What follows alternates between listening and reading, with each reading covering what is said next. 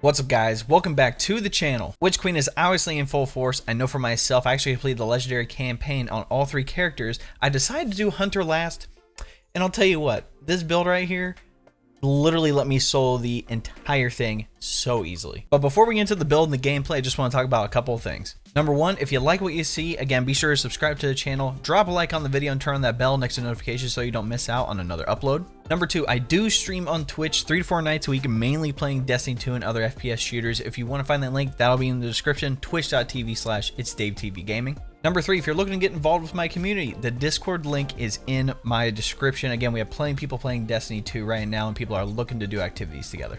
Lastly, if you guys didn't hear, I actually just got my partnership with Overpowered. Overpowered provides a nootropic snack for gamers that is a replacement for other energy supplements, such as drinks. So if you want a snack, something healthy, and something to help you focus during your gameplay, be sure to use code DAVE. There's a link in the description for that.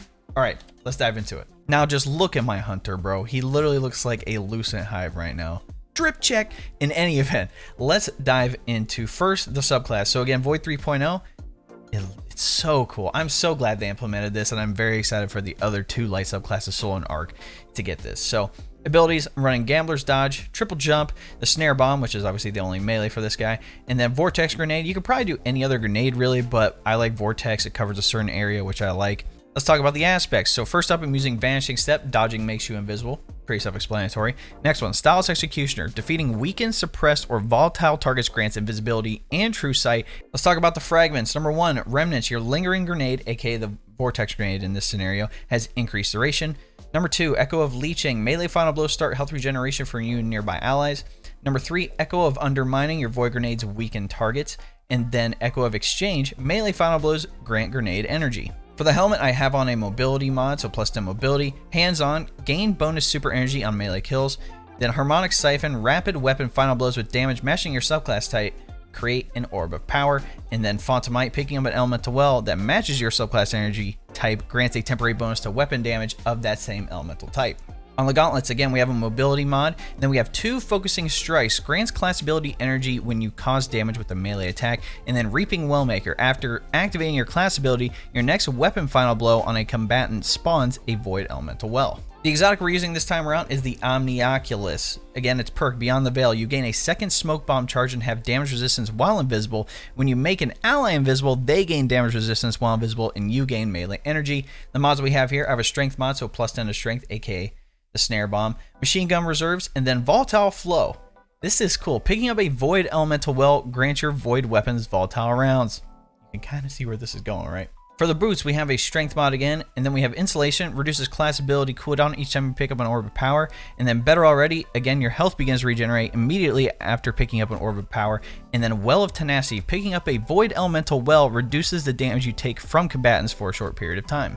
And then for the cloak, we have Energy Vampirism. Again, this is from the artifact. Gain energy for your least charge ability when you suppress a target. And then Suppressing Glaive, again, we have to wait for the raid to finish up because they obviously disabled this for obvious reasons right now. But in any event, Suppressing Glaive. Damaging combatants with your glaive suppresses them, preventing them from using abilities for a short time. And then I have Elemental Time Dilation. Elemental well mods that grant you time limited benefits can now stack, increasing the duration of the effect for each copy of the mod you have equipped. Now, obviously, we were talking about Suppressing Glaive, and again, with my glaive here, I have Subsistence and Rampage on it. Again, I'm just testing out some perks here. It doesn't really matter in my opinion, but the point is here, using the glaive, again, it is a void weapon, so again, all those void wells can proc with it, and also, when you do the melee, like the little stab, that counts as a melee kill, which actually procs the fragment here, again, Echo of Leeching, melee final blow start health regeneration. So that counts, by the way.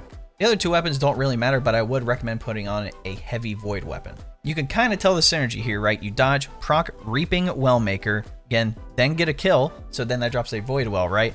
Oh, you also get Fontamite for void weapons, extra damage. Volatile Flow.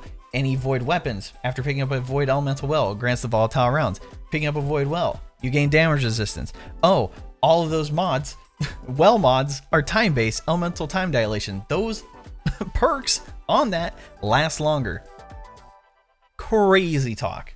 And the nutty thing is, again, with the Suppressing Glaive Energy Vampirism, again, you suppress with the glaive, you get energy back for your lowest stat if you're using the glaive, so you can like just go around stabbing and shooting people with the glaive and just not die. You have massive damage resistance. You're invisible. You're weakening targets. You're stopping them with the double smoke bombs too, by the way. You're literally weakening, suppressing, and causing volatile all at the same time on a hunter. And by the way, if you remember the fragment we used, guess what? You go invisible anytime you get a kill with those things. So you're pretty much invisible all the time. Oh, guess what? The exotic chest piece, when you're invisible, you gain damage resistance. Literally the unkillable hunter. The only reason I was able to even do half of this because I decided to do hunter last on the legendary campaign, and I literally soloed the entire campaign, pretty much going invisible, proccing volatile rounds, and just having damage resistance out the wazoo.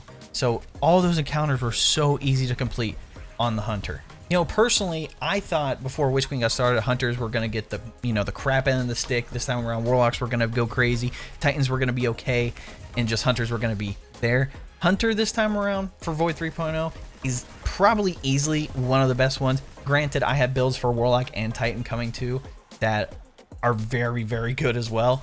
But with this, literally, you're going invisible constantly with this build. It's absolutely disgusting. All right, I'll be quiet and just let the gameplay speak for itself. If you want to stick around to the end of the video, totally cool. But if not, again, if you liked the video, drop a like on it, subscribe to the channel. All my links, Twitter, Twitch, my Discord community, every single link you need to find is in the description. And I hope to catch you guys in the next video. Cheers.